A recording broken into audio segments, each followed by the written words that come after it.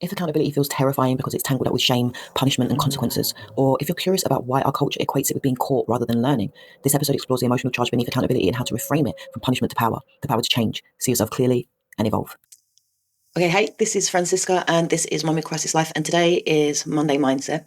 So this week I've been talking about this idea of accountability and how it's really difficult thing to do, actually, to take accountability, to be accountable for the things that we do, particularly when it doesn't feel comfortable. So I thought that I would start by just giving a definition of what accountability is, right? So according to the Merriam-Webster dictionary, accountability is defined as the quality or state of being accountable, especially an obligation or willingness to accept responsibility or to account for one's actions. So in short, accountability is about owning what you do, also being ready to explain it, and then also being willing to face what happens out of it, right? And I think that that kind of definition is quite practical. It's quite a pragmatic thing. It's quite like a do this and then do this, right? But there's this whole kind of like emotional charge beneath accountability that I think is one of the things that gets in the way, right, of people being able to take accountability for their actions. And I was looking at like the synonyms, so words that are associated with the word accountability, right? So it's things like responsibility, right? And I think that's maybe like a lighter or more gentle way of saying it, right? But responsibility means that you kind of have to like be answerable. You have to answer to that level of accountability. Things like, liability. So when you look at like legal or the financial connotations of accountability, it makes accountability look like a kind of risk or a cost or a possible penalty to somebody for them to admit accountability to something. Things like obligation, right? Which has this kind of duty, this weight on it, right? And this like obligation carries a lot of like pressure. There's a lot of heavy weight, right, to that word. There's also an idea of like transparency, right? Because with accountability, it means that you've been honest, you've been transparent about what's happened. But in our culture, transparency often feels like, that you're being watched, that you have to be open, that you have to be honest, or else there's going to be some kind of punishment. And that kind of like watchful, judgmental eye often makes it scarier to feel like you can be accountable for things. And I think just the idea of like blame, fault, being caught out, they're not exact synonyms, but culturally people equate accountability with being caught rather than learning something, rather than owning something to be able to learn it. It's like, oh, I've been caught out, which now means I need to kind of like hide or defend. I'm now culpable for this thing, and there's going to be some kind of punishment, right? And I think that's why it activates a lot of fear, right? And I think that one of the hardest things you can ever do, really, is own your own mess, right? And it poses a problem because we talk about growth, we talk about empowerment, and we talk about change, right? But people find it difficult to do those things when it comes out of kind of owning your own mistakes, right? So I think that today what I'm hoping to do is to help you to see why accountability feels scary, and then hopefully be able to kind of flip that switch so that you can lean into it instead of running from it, which is what most people do, right? So yeah, I think again, right, that the reasons why accountability feels scary is because there's this idea, this fear of failure, this idea of shame that's around it. I've done something wrong. I've made a mistake. I've failed in some way, right?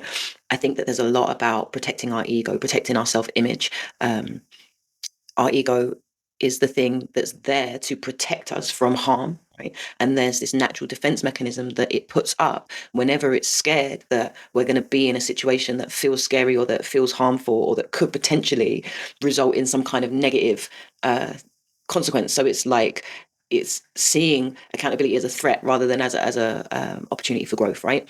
There's also this whole thing around fear of consequences, that we're in a very blame-led society, that you can just get cancelled, your whole life can be ruined. There's all this like legalistic, liturgic, the word, yeah, litigation basically around accountability and taking accountability, and people often don't want to do it for that reason because there's some sort of consequence. There's also just like that learned behavior, that like habit of avoidance that really I think we learn from childhood, right, where you did something wrong and you got in trouble, rather than you did something wrong and it was seen as an opportunity for growth, an opportunity for learning, right?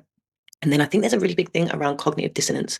So this idea of you versus what you did. And people often are a lot more rigid in their concept of self, in their concept of who they believe they are. So then when they act in a way that doesn't fit that profile, people are very quick to deny and distort that as being a reality because it's too painful to break that rigidity, rather than being fluid and being like, sometimes I'm really great and sometimes I'm a fucking asshole. Sometimes I get it right and sometimes I do things completely wrong.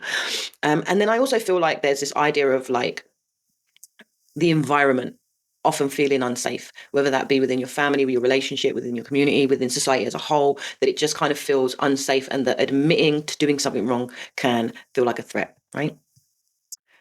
But there's a big cost to avoiding being taking accountability, right? So when we don't take accountability, it stalls our growth. It chips away at the trust that there is in the relationships around us. Our authenticity suffers because we don't get to the truth really of who we are and move some of those things out of the way to find out who we are underneath this, right? And then we build walls instead of bridges, which is never going to be helpful for anyone as an individual or for us as a society, right? So I wanted to just give you some really practical steps about how we can shift into accountability, right? So the first thing is about acknowledging the fear, about saying, yes, it's scary. I feel scared. I see that this is scary. I see you fear, right? But I'm going to do it anyway, right? And then trying to reframe it. Instead of saying that accountability is about punishment, actually looking at it like, oh, actually, I think it's about power. I think it's about the power to change. I think it's about the power to see myself. I think it's about the power to understand, to evolve, right?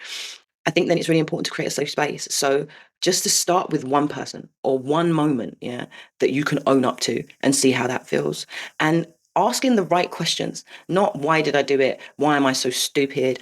Why can't I learn? But like, what can I learn from this? What can I do differently next time? How is this supporting my growth as a human being, right? And then I think having the ability to emotionally own it, to be able to say, I did this, and I am responsible.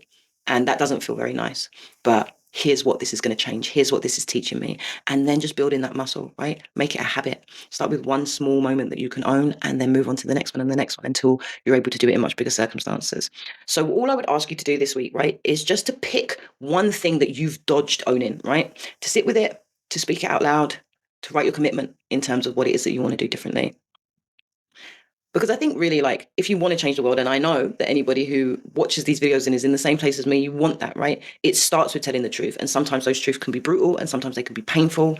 And then it starts with holding yourself accountable to those truths so that you can see them when you're doing them, so that you can try and make some sort of change. Yeah. Okay. That's it. Come back on Thursday for Chrysalis Tools. We're going to do a practice that's really going to help with this process. All right, cool. That's it. This week, pick one thing you've dodged owning. Sit with it. Speak it out loud. Write your commitment to do it differently. If you want to change the world, it starts with telling the truth, even the brutal, painful ones, and holding yourself accountable so you can see the patterns and make real change.